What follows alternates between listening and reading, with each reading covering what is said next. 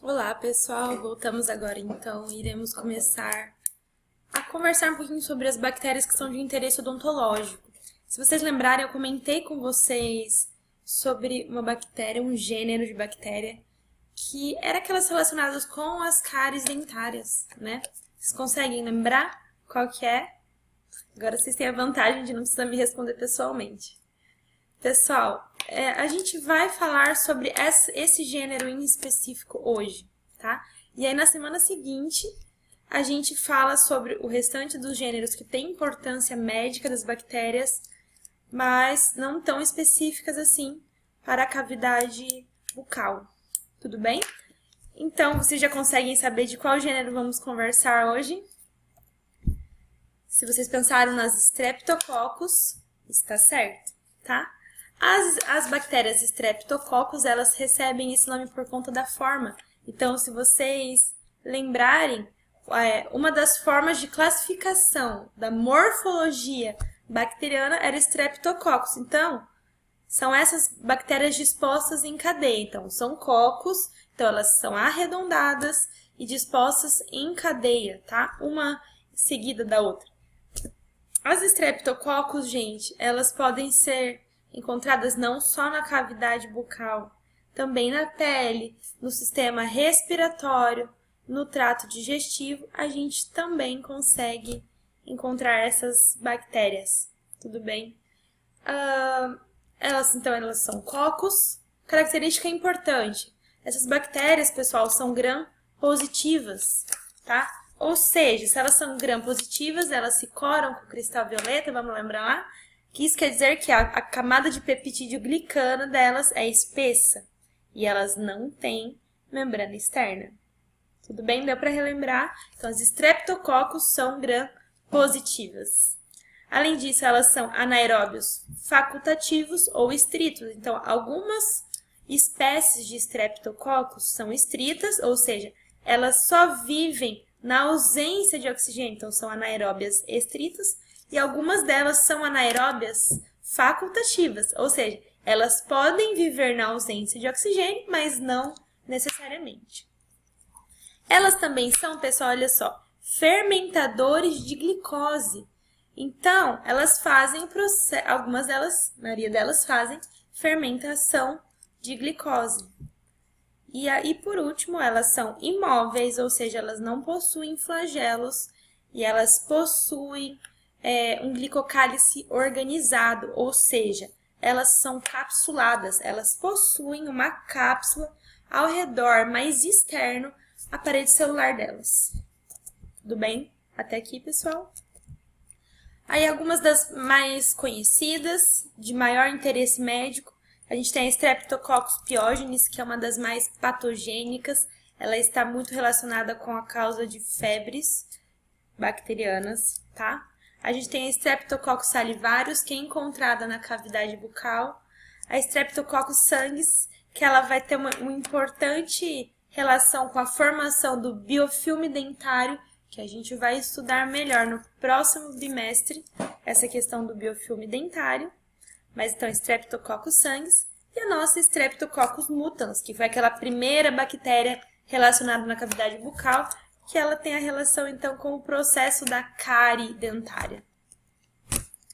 Uma coisa que é importante a gente saber que existe, vocês não precisam decorar, mas saber que existe, são os grupos de Lancefield. Foi uma classificação que a pesquisadora Rebecca Lancefield fez para o gênero das Streptococcus.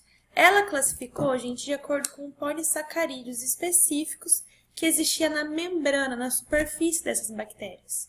E hoje a gente tem 20 grupos de Streptococcus que estão classificados de A até V. Tudo bem?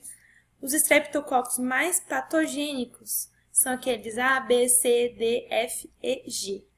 Tá? Sendo que A do grupo A, que são as piógenes, elas são as mais patogênicas, então elas são mais fortes em causar doenças. Pessoal, só que o que acontece?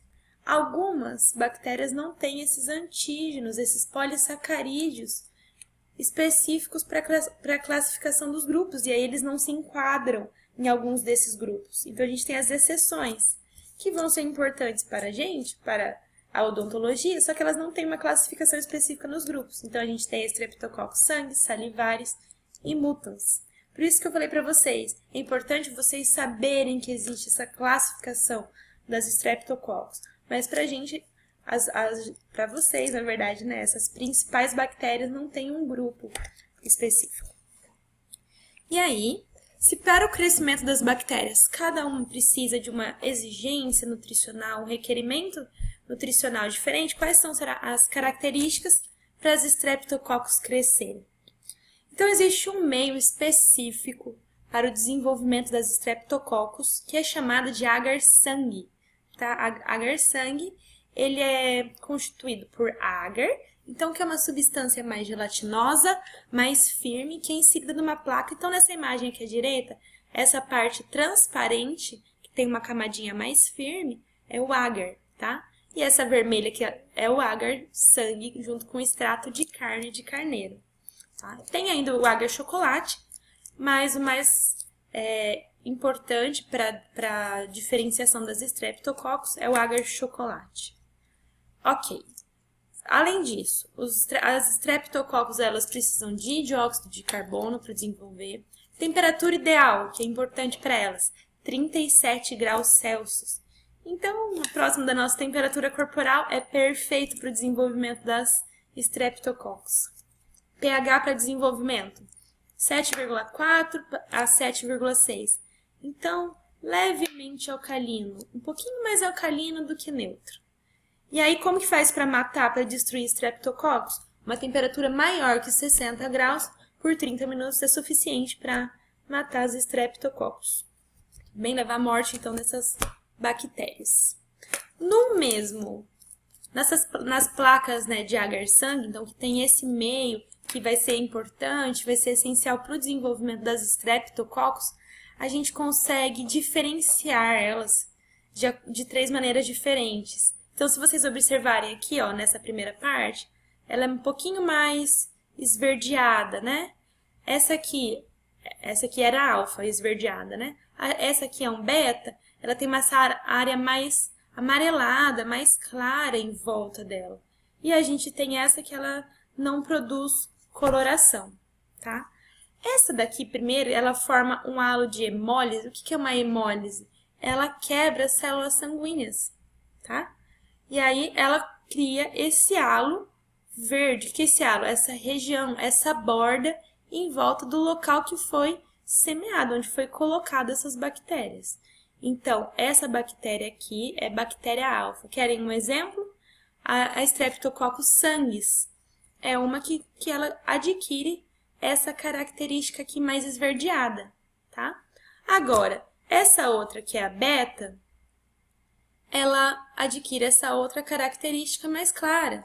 Então, um exemplo dessa a beta é a piógenes. A Streptococcus piógenes é aquela que causa muita febre, tá? E aí, essa que não... Temos essa outro exemplo, então, que é a gama, que não produz halo.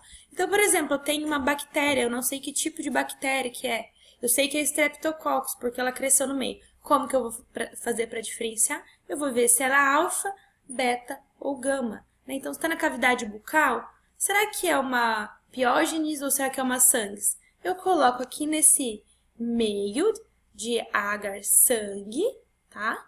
E aí eu vou conseguir diferenciar qual bactéria que é. Se ficar verdinha, ela é o quê? Sanguis. Se ficar amarelinha, ela é piógenes. Tudo bem, pessoal? Deu para entender a ideia? Se ficar dúvida, a gente conversa aqui no fórum antes de continuar o próximo vídeo. Tranquilo? Até daqui a pouco, então.